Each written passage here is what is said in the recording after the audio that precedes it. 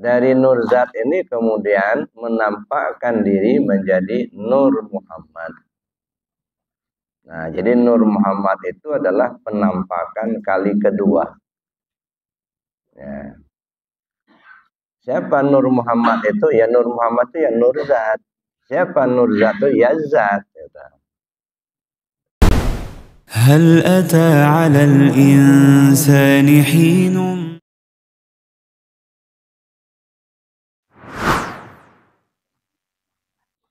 Ana kanzan makhfiyah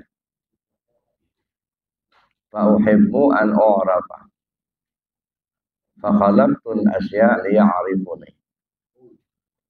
Saya ini perbendaharaan yang tersembunyi. Saya suka untuk dikenali. Maka kujadikanlah makhluk ini supaya mereka mengenal aku. Nah, ini jadi sasaran utama. Kenapa kita diciptakan oleh Allah? Tujuan utamanya supaya mengenal Allah. Nah, itu tujuan utama. Jadi belum ibadah, Pak. Nah, jadi kalau selama hidup kita nggak kenal Allah, berarti misi kita nggak jalan. Misi utama kita tidak jalan. Nah, kalau misi utama ini nggak jalan, nah ini berat ini tanggung jawabnya. Nah, jadi tujuan utama manusia diciptakan oleh Allah untuk mengenal Allah. Makanya ayat yang berbunyi wa ma khalaqtul jinna wal insa illa liya'buduni ay liya'rifuni. Tidaklah kujadikan jin dan manusia melainkan supaya mereka mengenal aku. Nah, ini satu. Jadi saya pikir ini yang pertama yang perlu kita pahami betul bahwa tujuan utama manusia hidup di dunia ini untuk mengenal Allah. Ya. Dalam rangka untuk mengenal Allah itu, maka Allah menampakkan diri. Dalam bahasa tasawuf ini disebut mentajallikan dirinya atau bertajalli. Bertajalli itu artinya menampakkan diri. Menjadi nur zat. Nah, jadi dari zatul haq atau disebut zatul bukti menampakkan diri menjadi nur zat. Ya, nur zat inilah disebut dengan nuqthah awal atau titik satu, penampakan kali pertama menjadi nur zat. Dari nur zat ini kemudian menampakkan diri menjadi Nur Muhammad. Nah, jadi Nur Muhammad itu adalah penampakan kali kedua. Ya. Siapa Nur Muhammad itu? Ya Nur Muhammad itu ya Nur Zat. Siapa Nur Zat itu? Ya Zat. Dirinya Allah. Ya, bahasa tauhidnya zat Allah, maksudnya dirinya Allah. Jadi dirinya Allah itu ya dikosong. Ya. Jadi zat itu menampakkan diri menjadi nur zat, dari nur zat menampakkan diri menjadi Nur Muhammad. Namanya berbeda, Nur Muhammad. Kenapa? Karena alamnya berbeda. Padahal sebenarnya Nur Muhammad itu siapa? Ya nur zat itulah. Nah, nur zat itu ya nur zat itulah. Nah, ketika pada Nur Muhammad inilah yang kemudian baru terciptanya segala sesuatu. Di mana Rasul mengatakan, ana minallah wal alam minni. Saya ini dari Allah, alam semuanya ini dari saya. Nah, maka disebutlah sumber utamanya itu dari Nur Muhammad. Dari Nur Muhammad itulah terciptanya surga, neraka, aras, kursi, bumi, langit.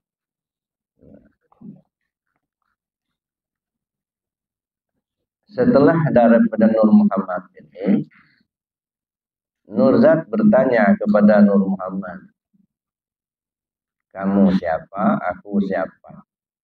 Man anta wa man ana.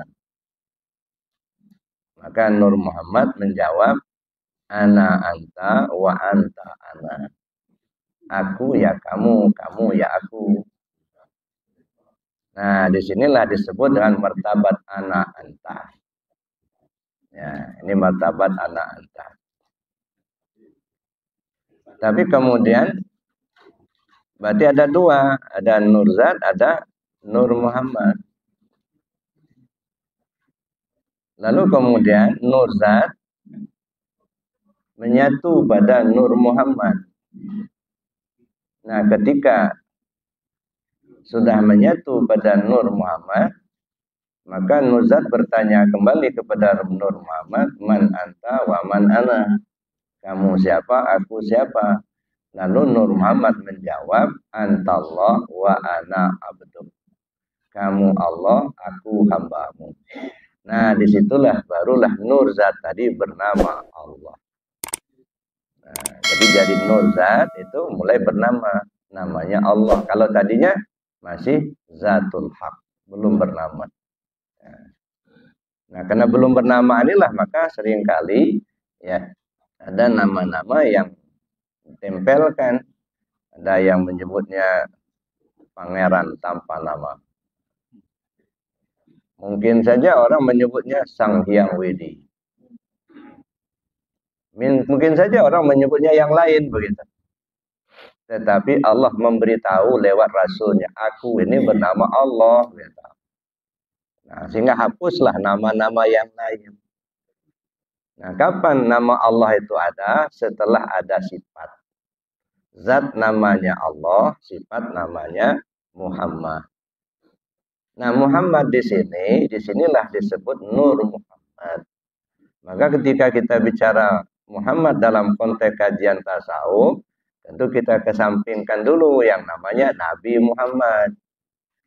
Nah, sering terkelirukan kita. Kenapa? Ketika kita bicara Muhammad, bayangan kita Nabi Muhammad. Apa bedanya? Kalau Nabi Muhammad yang dilahirkan di kota Mekah, dimakamkan di kota Madinah, Muhammad bin Abdullah. Itu Muhammad syariatnya. Nah, sedangkan Muhammad yang dimasukkan di sini Muhammad hakikatnya.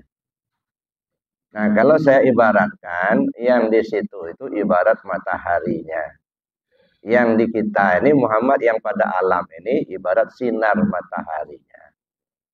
Nah, itu bedanya. Ya. Tetapi kan sinar matahari itu tidak berpisah dengan mataharinya. Nah, ketika kita melihat sinar matahari, tahulah kita dengan matahari. Tapi sinar matahari bukan matahari. Itu yang perlu kita pahami. Sekarang sudah terciptalah era baru. Ya. Sudah mulai ada bumi, ada langit, ada bulan, bintang, matahari. Dalam Nur Muhammad. Makanya Nabi mengatakan, ana minallah wal alam minni. Dari Nur Muhammad kemudian menampakkan diri lebih nyata menjadi Ruh Muhammad. Nah, jadi dari Nur menjadi Ruh Muhammad. Nah, ketika sudah berada di dalam Ruh Muhammad, nah disinilah Allah memberikan amanah penting. Menawarkan sebuah amanah penting kepada semua ruh. Termasuklah ruh manusia di situ, ruh malaikat, ruh binatang, ruh jin, semua ruh bumi, langit. Inna aradna al-amanata 'ala samawati wal ardh. Saya ingin serahkan sebuah amanah penting kepada kalian. Wahai bumi, wahai langit, wahai manusia, wahai malaikat, siapa di antara kalian yang sanggup menerima amanah penting ini? Maka semuanya menolak. Bumi menolak, langit menolak, malaikat menolak, semua tak sanggup. Wa hamalahal insan. Maka makhluk yang bernama manusia menyatakan kesanggupannya untuk menerima amanah penting itu. Nah, maka diserahkanlah amanah penting itu kepada makhluk yang bernama manusia. Tapi ini masih bersifat ruh. Ya. Diserahkanlah amanah penting itu kepada makhluk yang bernama manusia. Apa bentuk amanah itu? Sebenarnya ada dua macam amanah yang dititipkan Allah kepada kita. Yang pertama amanah diri rahasia. Itu yang pertama. Diri rahasia. Terhadap amanah diri rahasia ini ada 4 macam tugas. Tugas yang harus kita selesaikan. Yang pertama kita wajib mengenalnya. Yang kedua wajib menjaganya. Yang ketiga wajib memujinya. Dan yang keempat wajib mengembalikannya. Nah, 4 tugas ini harus selesai sebelum ajal tiba. Kalau sampai ajal kita tiba, kematian datang, ini tugas 4 nggak selesai. Nah, ini urusan berat ini. Ini yang makanya ditanya itu, Pak. Mungkin itu nanya itu, kenapa nggak selesai ini? Pertama, kenali dulu siapa itu amanah diri rahasia. Yang kedua, jaga dia. Yang ketiga, puji dia. Yang keempat, kembalikan dia kepada yang punya. Ini sebelum ajal tiba. Yang kedua, ada amanah yang disebut dengan khalifah Allah di muka bumi. Nah, jadi sebagai khalifah. Apa maksud khalifah? Khalifah ini kalau bahasa kitanya wakil. Tetapi Allah tidak butuh wakil. Ya. Jadi maksud khalifah di sini adalah manusia itu diberi amanah oleh Allah untuk memperagakan sifat-sifat Allah dalam hidup kita. Nah, ini yang disebut khalifah.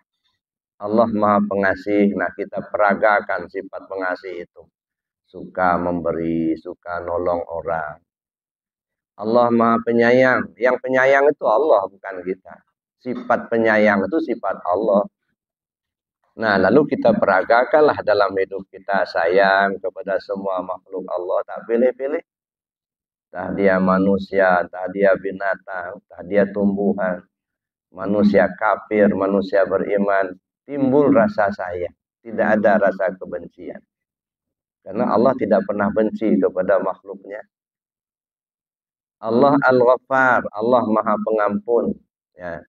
Kita peragakan dalam hidup kita, suka memaafkan kesalahan orang. Jadi khalifah Allah itu artinya kita manusia ini sebagai alat peraganya Allah untuk memperagakan sifat-sifat Allah dalam hidup kita. Inilah 2 macam amanah. Dalam rangka menjalankan amanah ini, ya, maka Allah ciptakanlah Adam alaihissalam. Ya, karena setelah amanah itu diberikan Allah kepada kita selaku manusia, Allah punya rencana. Apa rencana Allah? Ingin menguji. Benar enggak kalian ini bisa menjaga amanah ini? Ngaku-ngaku kami ya Allah sanggup menerima amanah. Betul enggak kalian tuh bisa menjaganya? Nah, maka Allah berencana untuk menguji manusia. Khalaqal mauta wal hayat liyabluwakum ayyukum ahsanu amala. Allah menciptakan yang mati dan yang hidup. Karena Allah akan menguji kalian. Siapa di antara kalian ini yang terbaik amalnya, yang sanggup betul-betul menjaga amanah itu sampai mengembalikannya dengan utuh. Nah, maka diciptakanlah Adam alaihissalam dalam rangka menguji manusia tadi. Khalaqal mauta wal hayat. Dijadikanlah yang mati dan yang hidup. Mana yang mati? Yang mati jasad. Mana yang hidup? Yang hidup ruh. Nah, jadi diciptakanlah yang mati dan yang hidup, artinya jasmani dan rohani. Nah, sedangkan jasmani ini kan mesti ada di bumi. Ada. Maka diciptakan Adam terlebih dahulu. Pendek cerita, Adam tercipta dengan Hawa beradalah di dalam surga. dengan kehendak Allah, maka keluarlah Adam dan Hawa dari surga, turunlah ke bumi. Nah, walaupun dalam riwayatnya ya asbabnya Adam itu ya memakan buah khuldi, gitu ya. Itu kan asbabnya, itu kan untuk menentukan ya pemegang amanah tadi. Nah, makanya Adam atas kehendak Allah keluarlah dari surga, turunlah ke bumi. Kalau pada masa Adam itu dikenal ya, asalnya daripada tanah, air, angin, api.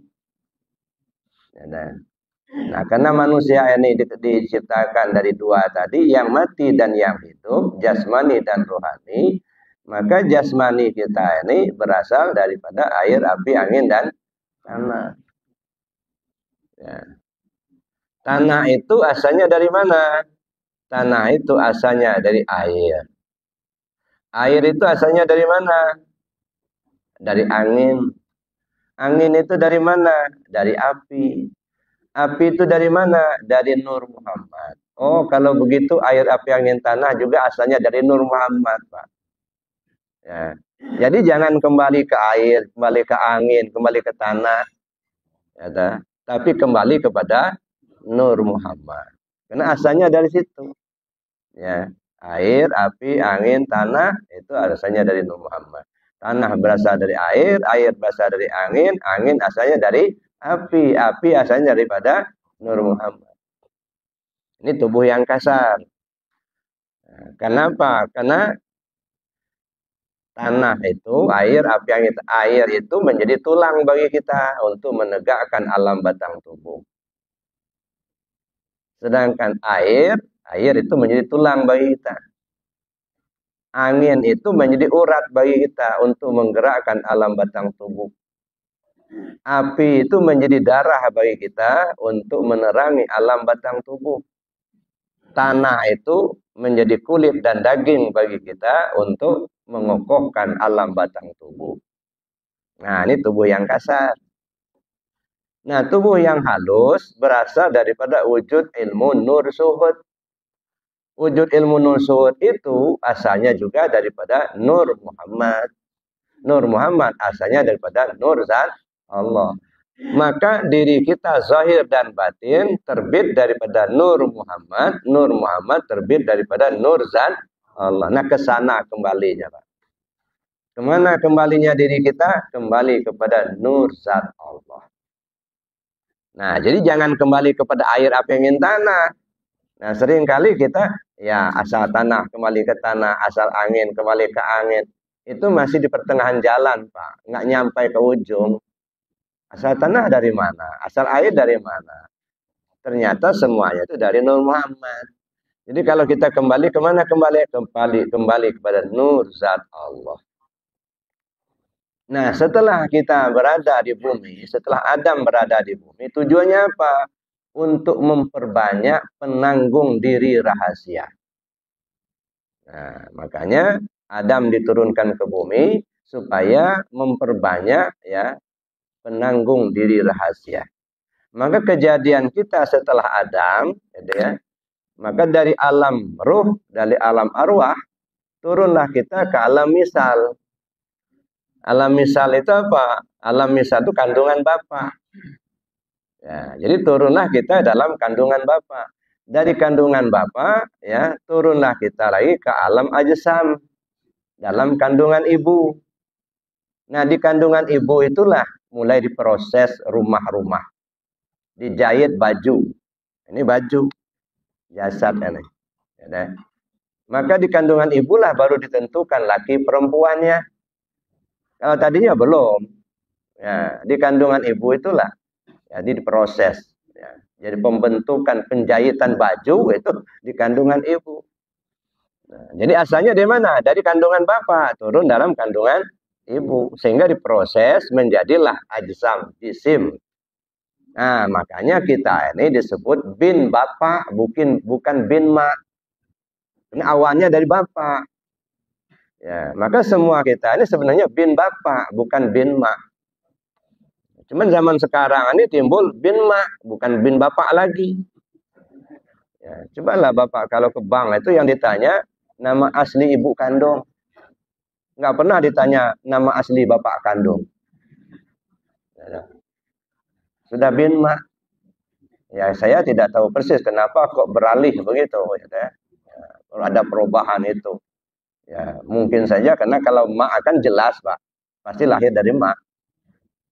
Kalau bapak mungkin masih banyak keliru. Nggak jelas bapaknya siapa. Kalau mak udah pasti itu. Kalau bapak kan kadang ragu kita. Ini yang nanam siapa ini? Bibit siapa ini?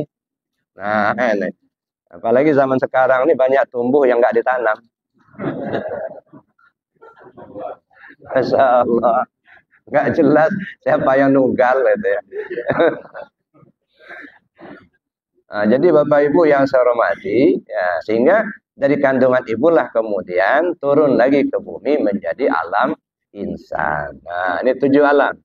Di alam ahdah, alam wahdah, alam wahdiyah, alam ruh, alam misal, alam ajsam, dan alam insan.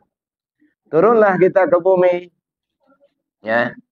Nah, di bumi inilah kita awal mulanya dalam kandungan ibu kita menjadi janin. Ya, lalu membesarlah kita turun ke bumi menjadi bayi yang mungil. Nah, sudah bayi yang mungil diurus oleh mak bapak kita, akhirnya kita menjadi kanak-kanak.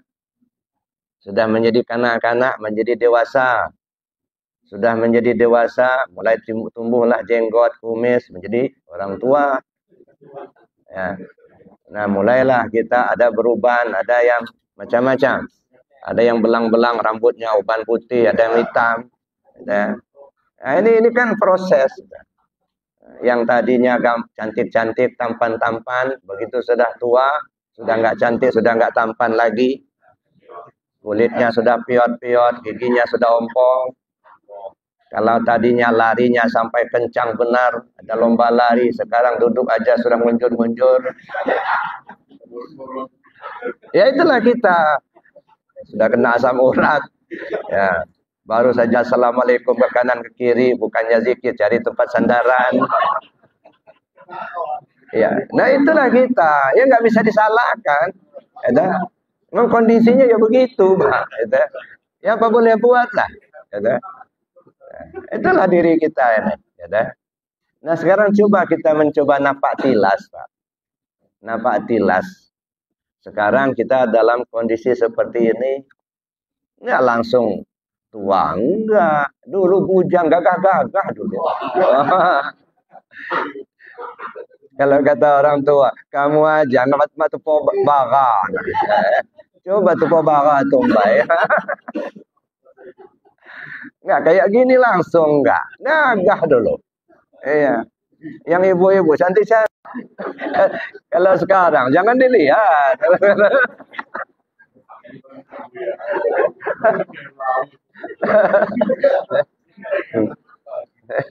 Makanya kalau ngelihat kakek nenek sekarang jangan ngenyek lah. Ya, nggak akan ngenyek enggak. Ya, masih cereng gitu ya. Nah, setelah kita bujang gadis dulu, kita jadi anak-anak. Sebelum kita jadi anak-anak, jadi bayi. Sebelum bayi kita janin dalam kandungan ibu. Sebelum dalam kandungan ibu, kita berada pada kandungan bapak. Sebelum berada pada kandungan bapak, ada di mana kita? Di alam ruh. Alam ruh. Sebelum kita hidup di alam ruh, ada di mana kita? Nur Muhammad. Sebelum jadi Nur Muhammad, ada di mana kita? Nur Zat Allah, itulah dirimu. Ya. Makanya kita ini tidak berdiri sendiri, Pak. Ya. Tidak berdiri sendiri. Yang berdiri sendiri itu Allah. Nah, kalau dulu pernah saya ambil satu contoh ya. Kalau kapas saya bilang dipintal menjadi benang. Setelah dia jadi benang, alamnya kan sudah berbeda. Namanya berubah. Bukan kapas lagi namanya, benang namanya. Ya, karena alamnya sudah berbeda. Padahal sebenarnya benang itu ya kapas itulah. Nggak akan ada benang kalau tidak ada kapas. Ya, nah, benang ditenun menjadi kain. Karena alamnya sudah berbeda, namanya juga berbeda. Bukan benang lagi, kain namanya. Benang kain itu ya benang itulah. Ya. Kain dijahit menjadi baju. Berbagai macam bentuk baju.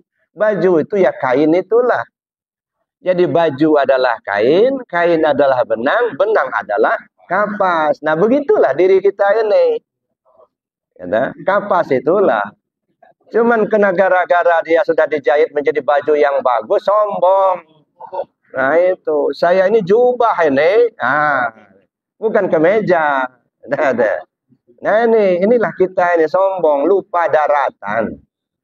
Ya. Nah, jadi Bapak Ibu yang saya hormati, nah di alam arwah dulu, ya, ruh kita itu namanya Ruhul Kudus. Nah, Ruhul Kudus itu ruh yang sangat-sangat suci, terang benderang, ya, gilang gumilang. Saking terangnya, untuk tidak terbakar lingkungannya, maka dibalutlah dia dengan pakaian lapis pertama, yang disebut dengan pakaian lahutiyah, ya, atau disebut pakaian kudusiyah. Kemudian Allah berencana untuk menurunkannya supaya menjadi manusia di atas bumi ini, ya. Summa radadnahu asfala safilin. Kami turunkan ke tingkat yang lebih rendah. Turunlah kita ke alam berikutnya yang disebut dengan alam Jabarut. Nah, karena alamnya sudah berbeda, maka ruh kita ganti nama. Namanya ruh sultani. Dibalutlah dengan pakaian lapis kedua, namanya pakaian sultaniyah. Turun lagi kita ke alam yang ketiga, ya, yang disebut dengan alam malakut. Ruh kita ganti nama lagi, disebut dengan ruh ruhani. Dibalutlah dengan pakaian lapis ketiga, namanya pakaian ruhaniyah. Diturunkan lagi ke alam yang keempat, namanya alam nasut. Nah inilah sekarang alam bumi, alam dunia. Ruh kita berganti nama lagi, namanya ruh jismani. Dibalutlah dengan pakaian lapis keempat, namanya jasmani. Nah ini jasmani. Ini pakaian lapis keempat. Jadi jasmani ini bukan diri kita yang sebenarnya. Ini pakaian di dunia. Nah makanya dia mati sebenarnya jasad ini. Ya, jasad ini nggak hidup, enggak. Hidupnya jasad karena ada ruh. Jadi yang hidup itu ruh itulah. Ruh itulah sebenarnya yang diri kita yang sesungguhnya. Dialah yang bertanggung jawab langsung kepada Allah. Dialah yang merasakan susah senangnya dalam hidup ini, dalam perjalanan hidupnya. Kalau jasad ini enggak. Jasad ini pakaian di dunia. Nanti kalau pulang nanti dilepaskan pakaian, mati kata orang. Jadi kalau yang namanya mati itu jasadnya yang mati, Pak. Karena enggak dipakai ruh lagi. Nah kalau jasadnya sudah enggak ada ruhnya lagi, ibarat baju sudah dibuka, ya bajunya dimasukkan dalam almari. Namanya kuburan. Nah, itulah almarinya itu. Jadi penyimpan baju yang enggak dipakai lagi, itu almarinya, kuburan. Ya, nah yang punya baju entah kemana dia. Nah disinilah perlunya kita perhatikan Bapak Ibu. Kalau sanggulnya cukup, nah insya Allah dia senang Pak. Kalau dia tahu jalan, insya Allah dia nyampai ke tujuan. Cuman kalau nggak tahu jalan, kemudian sanggul tak cukup, sengsara itulah. Yang sengsara siapa? Ya ruhnya itu. Ya, entah kemana-mana. Kemana diri akan dibawa, nggak tahu jalan. Tersesat jalan. Nah, makanya saya pernah sampaikan dulu, mumpung kita masih hidup, ya, badan masih sehat, kita siapkan. Apa yang perlu kita siapkan? Pertama, carilah alamat kemana kita pergi sesudah mati. Itu yang pertama. Supaya jelas dulu. Ya, jangan tinggalkan dunia ini sebelum jelas kemana kita pergi. Ya. Kalau kita langsung berangkat nggak jelas tujuan, nah ini kesasaran deh Pak. Sekarang carilah alamat dulu. Kemana kita pergi sesudah mati? Tidak ada tujuan lain kecuali kembali ke Allah. Ilahi anta maksudi waridoka matlub. Jadi bukan ke sorga Bapak Ibu. Ya, ini enggak. Kita pikiran ke sorga aja. Kenapa pikiran kita ke sorga? Karena banyak bidadarinya. Ya, sorga itu kenikmatan. Ya, dah. Jadi yang pertama kali kita cari alamatnya ini. Kemana kita pergi sudah mati? Kembali kepada Allah. Allah itu ada di mana? Nah ini yang perlu kita kenali. Ini kan enggak setiap kita beramal yang pikirnya pahala aja. Gitu. Maka orang yang beramal masih mengharap-harap pahala. Itu bukan hamba Allah yang sesungguhnya. Masih upahan sama Tuhan. Orang upahan Pak. Dikit-dikit beramal minta pahala. Minta pahala. Nggak malu sama Allah. Ya. Begitu banyak rahmat yang dikasihkan Allah sama kita. Allah nggak minta apa-apa. Nggak. Kita baru tunggang-tunggik 2 rakaat dan minta pahala. Kadang-kadang nggak tanggung-tanggung pula. Itu surga lagi yang diminta. Ya. Bersedekah kepingin surga. Sedekah cuma 50 perak. Mau masuk surga. Ya sudah-sudahlah Pak. Urusan pahala surga itu nggak usah jadi pikiran dah. Nah, yang jadi pikiran sekarang ini gimana kembali ke Allah. Itu aja dulu. Ya ayyatuhan nafsul mutmainnah irji'i ila rabbiki radiyatan mardiyah fadkhuli fi ibadi wadkhuli jannat. Wahai jiwa yang tenang, kembalilah kau ke Tuhanmu. Ini dulu. Ya, kita kan punya Tuhan masing-masing, Pak. Kembalilah kau ke Tuhanmu itu. Kan Allah suruh itu. Wahai jiwa yang tenang, kembalilah kau ke Tuhanmu. Makanya kalau bapak-bapak itu berdoa, ya Allah ya Tuhanku.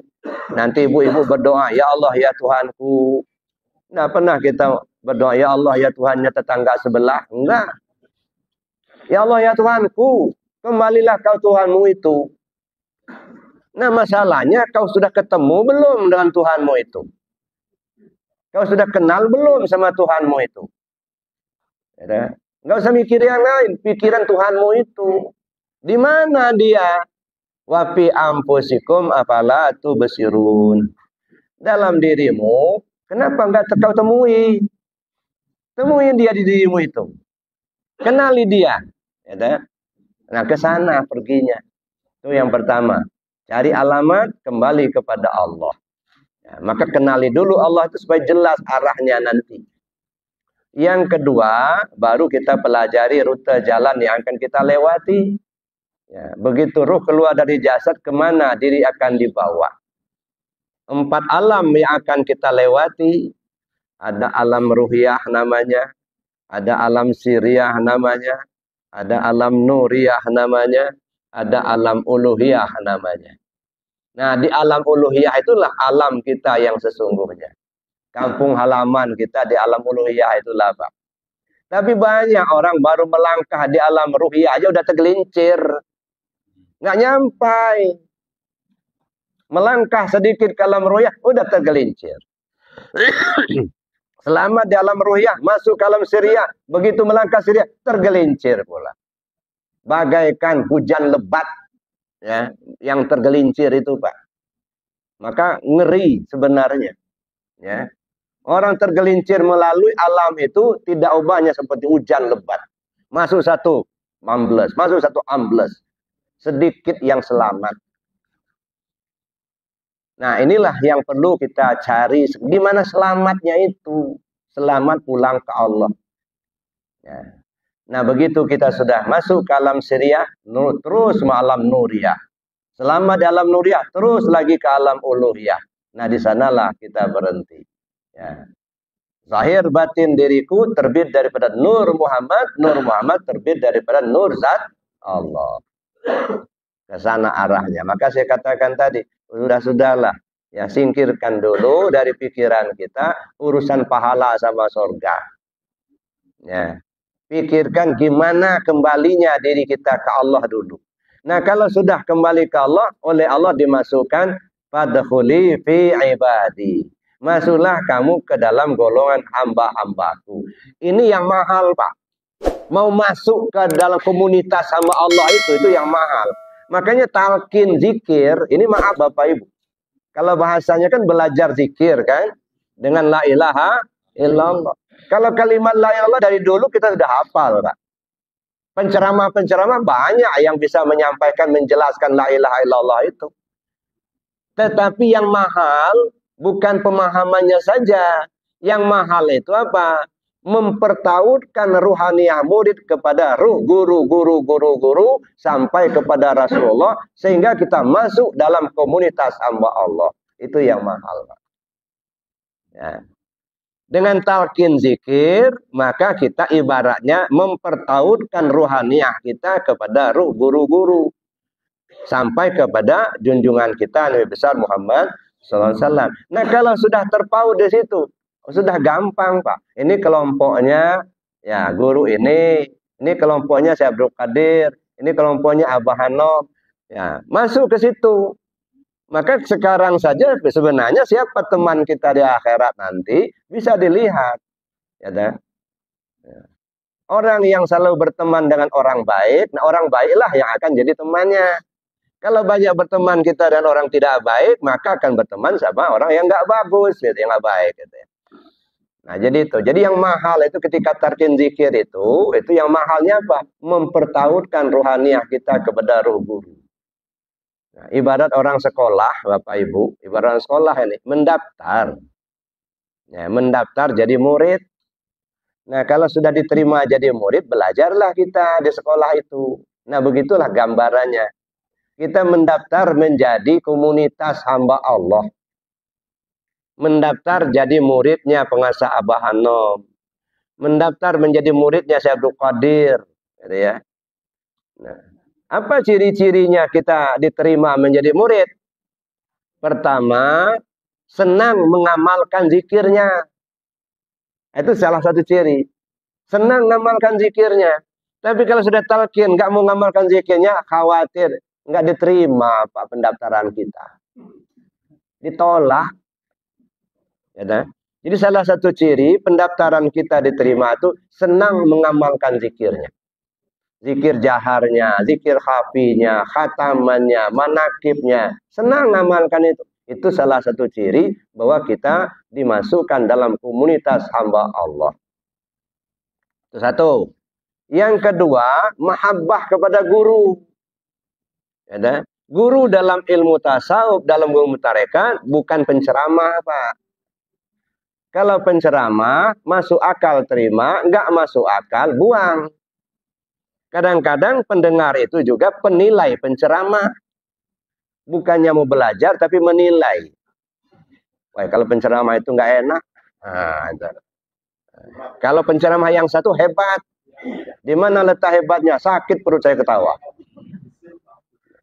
Itu. Jadi kalau guru dalam ilmu tasawuf itu bukan penceramah, Pak. Tetapi pembimbing. Membimbing ruhaniyah murid usul ke Allah. Maka sangat tergantung bagaimana hati kita timbul mahabbah tidak sama gurunya gitu. Nah, itu salah satu ciri bahwa kita itu dimasukkan dalam komunitas itu. Senang mengamalkan zikirnya, ajarannya, menerima ajarannya dan mahabbah kepada guru. Nah, jadi bukan hanya sekedar kita dengan ceramah timbul mahabbah. Karena guru dalam ilmu tasawuf bukan penceramah tetapi pembimbing. Jadi membimbing ruhaniyah kita usul kepada Allah. Nah, kalau kita sudah masuk dalam komunitas itu, ya, komunitas hamba Allah tadi, barulah pada wadkhuli jannati. Nah, sekarang silakan masuk dalam surga. Apa maksudnya? Kalau kita sudah menjalankan tujuan kita kepada Allah, kita akan masuk dalam komunitas hamba-hamba Allah. Satu provinsi, Pak. Maka jangan heran kalau kita sebelum belajar tarekat, belum belajar tasawuf, teman-teman kita banyak. Tapi begitu mereka tahu kita belajar tarekat, belajar tasawuf, mereka mulai menghindar satu persatu. Kadang-kadang jangankan silaturahmi dengan kita, salaman aja udah nggak nengok lagi. Kadang-kadang disalam saya nggak mau. Ya, jangan kecil hati, Pak. Itulah kita masih ya dijaga oleh Allah. Kamu belum kuat imannya, nanti disisihkan dulu. Nanti akan berganti nanti. Teman kita yang lain, yang satu provinsi. Bisa saja ketemu kita di mobil misalnya, baru pertama kali ketemu. Begitu ngobrol-ngobrol, kayak sudah saudara. Kenapa? Satu provinsi. Tapi coba kalau tidak satu provinsi, Pak. Tiap pagi ketemu, salaman. Cuman kayak air sama minyak. Tangannya aja yang nempel, hatinya jauh. Itu kenapa? Karena enggak satu provinsi. Ya. Makanya ketika kita masuk dalam komunitas hamba Allah, wadkhuli jannati. Apa itu jannah? Tenang, senang, bahagia, kan gitu. Ya, itu masuk ke surga itu. Kita sudah masuk dalam satu komunitas. Sama-sama kita untuk menuju Allah. Maka masuk dalam surga, aku kata Allah. Timbul ketenangan jiwa. Enggak ada bully-membuli. Enggak ada kita caci-mencaci. Malah kalau ada kawan yang susah kita bantu. Kalau ada kawan yang sudah lama enggak kelihatan, kita tengok. Itu di mana si Anu itu kok enggak datang-datang. Nah, kangen gitu. Nah, ini namanya surga itu. Jadi jangan nunggu di akhirat aja nanti. Sekarang kita rasakan. Ya, tapi kalau tidak begitu, ngumpul tubuhnya, misah hatinya. Nah, walaupun ketemu tiap pagi, ketemu salaman, tapi kayak minyak sama air. Kadang-kadang ya namanya berkumpul, Pak. Orang berkumpul kan macam-macam. Ada perkumpulan nasi. Kumpulan nasi itu bersatu, tapi coba disiram air dikit, bubar, Pak. Ada masalah sedikit, udah bubar. Ada perkumpulan penumpang mobil, penumpang bis. Sama-sama dalam satu bis, tapi tujuan beda-beda. Ada yang turunnya di Koga, ada turun di Teluk. Ngumpul sih ngumpul. Cuman apa? Ada yang kepinginnya supaya dapat suara, kepilih. Ada yang kepinginnya benar-benar sama-sama saudara, lain-lain. Ya, maka jangan jadi seperti penumpang bis atau kumpulan nasi, tapi jadilah seperti perkumpulan sapu. Nah, kalau perkumpulan sapu, Pak, lidi kecil, Pak. Tapi kalau bersama-sama, sampah sebesar gunung bisa bersih, Pak. Nah, itu kalau perkumpulan sapu itu. Ya, dah. Coba kalau anggota Perjalima seperti sapu, waduh, hebat itu. Ya, sampah-sampah Bandar Lampung bisa bersih. Yang bully sana sudah nggak ada lagi. Itu. Kenapa? Saling bantu, saling tolong, saling mengingatkan. Jadi Bapak Ibu yang saya hormati, nah inilah kita. Nah maka kita carilah alamat, kemudian kita pelajari rute jalan, siapkan kendaraan yang akan kita tumpangi. Mana kendaraannya? La ilaha illallah. Itulah kendaraan kita pulang, Pak. Nah setelah itu barulah keempat, siap-siapkan bekal yang akan dibawa. Apa itu bekal? Kebaikan-kebaikan selama hidup. Ya, nolong orang. Ya, itu kebaikan itulah walaupun kita sudah nggak ada, tetap dikenang orang, didoakan orang. Kita sedekahkan tanah kita untuk jalan, gitu ya. Maka kita dapat bagian terus menerus, gitu ya. Itulah kebaikan, itulah bekal. Kalau tidak ada, ya apa yang mau kita bawa? Gitu.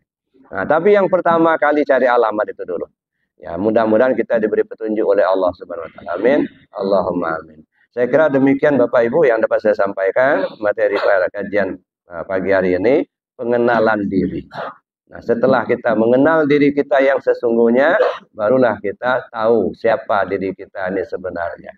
Nah, inna lillahi wa inna ilaihi raji'un. Dari Allah pulang ke Allah. Makanya pulang ke Allah itu jangan ketemu Allah, jangan dikira seperti kita ketemu teman. Enggak. Ya. Kan kadang-kadang kita dengarkan, apa jadinya kalau kita ketemu Allah di akhirat nanti? Emangnya di dunia nggak bisa ketemu apa? Allah itu nyata dengan adanya Muhammad, Pak. Tanpa Muhammad Allah tak nyata. Ya. Manis itu nyata karena ada gula, Pak. Tanpa gula, manis tak akan nyata. Asin itu nyata dengan adanya garam. Garam itulah penyata adanya asin.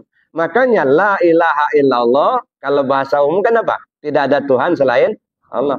Bahasa hakikatnya bukan. La ilaha illallah itu maksudnya apa? Tidak ada yang nyata melainkan Allah. Muhammad Rasulullah itu bahasa umumnya apa? Muhammad utusan Allah. Bahasa hakikatnya apa? Muhammad penyata bagi Allah. Nah, jadi la ilaha illallah tidak ada yang nyata melainkan Allah. Muhammad Rasulullah, Muhammad penyata bagi Allah. Nyatanya Allah dengan adanya Muhammad. Ya, walaupun di akhirat ketemu Muhammad itulah. Nah, ketemu guru kita, ketemu Rasul, ketemu saudara kita. Tapi begitu kita paham, ketemu Allah gitu. Karena orang itu nggak bisa bergerak kalau nggak digerakkan Allah. Nggak bisa hidup kalau nggak dihidupkan Allah. Nggak bisa melihat kalau nggak basar Allah. Kalau kita ketemu lahirnya ketemu Nabi Muhammad, batinnya ketemu Allah. Nah, disinilah kita paham. Maka saya katakan, bertemu Allah itu apa? Bertemu nur ma'rifat dengan nur iman. Ya. Jadi kalau sudah paham dan yakin, ya sekaranglah kita ketemu. Saya kira demikian ya. Mudah-mudahan kita diberi petunjuk oleh Allah Subhanahu wa taala. Amin. Allahumma amin. Sementara saya akhiri dulu. Assalamualaikum warahmatullahi wabarakatuh. Waktu kita batasi 2 pertanyaan dari Bapak-bapak satu dan dari silakan ada yang mau bertanya. Assalamualaikum warahmatullahi wabarakatuh. Waalaikumsalam warahmatullahi wabarakatuh. Ya, jadi berkaitan dengan Muhammad dan masuk ke dalam alam uluhiyah. Di dalam alam uluhiyah itu ada sifat-sifat dari Allah yang tentunya dia punya kaitan dengan alam lain. Kita sampaikan tadi alam dan alam Jabarut. Apakah dari alam uluhiyah tadi itu merupakan satu rangkaian yang bisa masuk ke dalam Nur Muhammad? Jadi kan berbagai satu. Ya, ini kan kejadian ya. Jadi Nur Muhammad itu kan awal mula kejadian. Nah, tempat kita itu kan di alamnya disebut alam uluhiyah. Alam uluhiyah itu kan alam ketuhanan. Ruh kita disebut Ruhul Kudus. Ya. Nah, itu artinya kita berada pada singgasana ketuhanan. Nah, ketika begitu kita turun ke bawah, itu kan artinya lapisan. Nah, lapisan, mulai lapisan hati gitu ya. Nah, disinilah semuanya. Jadi 4 alam itu ada di sini, Pak. Ya, alam uluhiyahnya ada di sini, alam jabarutnya ada di sini, alam malakutnya ada di sini, alam nasutnya di sini. Ya, dah. Jangan dibayangkan nanti di sana. Mana alam nasut? Nah, ini tubuh ini alam nasut. Ya, dah. Mana yang disebut dengan alam malakut? Alam malakut hati pada kita. Ya. Mana yang disebut dengan alam-alam alam nasut? Nah, ini alam malakut, alam jabarut, nyawa pada kita. Mana yang disebut alam lahut? Rahasia pada kita. Jadi rahasia itu di alam lahut, Pak. Ke sana. Jadi itu ada ketersangkutan, ya, dalam artian begitu kita sudah masuk ke alam lahut, kalau memang jalurnya benar, nah maka akan tampil sampai di sini, Pak. Sampai ke sini, sampai ke alam nasut ini. Ya. Maka saya katakan, layangkan pandang pada yang zahir, tukikkan pandang pada yang batin. Yang dipandang benang, yang terlihat kapas. Kata. Yang dipandang tubuh, terlihat nyawa. Begitu nyawa sudah terlihat, tubuh sudah tak terlihat lagi. Nyawa itulah yang terlihat. Dipandang nyawa, terlihat rahasia. Begitu rahasia terlihat, nyawa sudah nggak ada terlihat lagi. Yang tahu itu rahasia itulah. Siapa itu? Ya Allah itulah. Itu namanya rangkaian. Ya. Jadi makanya saya katakan tidak berdiri sendiri kita ini. Yang berdiri sendiri itu Allah. Ya. Jadi kayak kita ngaca. Ya, maka suhudul wahdah fil wahdah, pandang satu dalam satu, kan itu kaitannya nanti. Ya, kayak kita ngaca. Kalau kita ngaca, yang kita pandang apa? Yang kita pandang cermin. Yang kita lihat bayangan wajah di dalam cermin. Jadi yang dalam cermin itu bukan wajah kita, bayangan wajah kita. Tapi sungguh pun kita melihat bayangan wajah, serasa-rasa melihat yang asli wajah kita. Nah, begitu. Meskipun kita melihat ruh kita, serasa-rasa melihat rahasia. Kata, rahasia itu siapa? Ya Allah itu. Maka bicara tentang Allah, jangan bayangan kita Allah itu ada di langit yang ketujuh. Ya kejauhan, Pak. Ya, jadi kalau ada yang mengatakan Allah itu duduk di atas kursi di langit yang ketujuh, kalau yang jam 2 malam turun ke bumi, wah, ini jatuh syirik kita jadinya. Berarti Allah itu sudah bertempat sama dengan makhluk itu. Nah, sedangkan Allah itu laisa kamitslihi syai'un, tak dapat diumpama dengan sesuatu. Kalau masih duduk di kursi berarti seumpama makhluk. Berumpama namanya itu. Kalau duduk di kursi, berarti kursinya gede itu. Kan yang kursinya lebih gede daripada yang duduk. Ya, berarti ada yang lebih besar daripada Allah, kan begitu. Kursinya yang lebih besar. Nah, bisa, Pak. Ya, nanti akan banyak bertentangan dengan ayat. Ya, wa fi anfusikum afala tubsirun, nahnu aqrabu min hablil warid. Kata Allah kan begitu. Ya. Nah, itu jangan kita yakini yang seperti itu. Itu menyesatkan. Nah, yang menyampaikan begitu sesat dan menyesatkan. Kadang-kadang benar ayatnya ada, betul ayatnya nggak salah, pahamnya yang salah. Ayatnya nggak salah, nggak keliru, nggak ayatnya benar. Ar-Rahman alal arsistawa kan begitu. Benar ayatnya, cuman pahamnya yang salah. Ya, makanya jangan sampai kita salah memahami, Pak. Nah, akibatnya kita tergelincir nanti. Saya kira demikian, Pak. Ya, masih ada.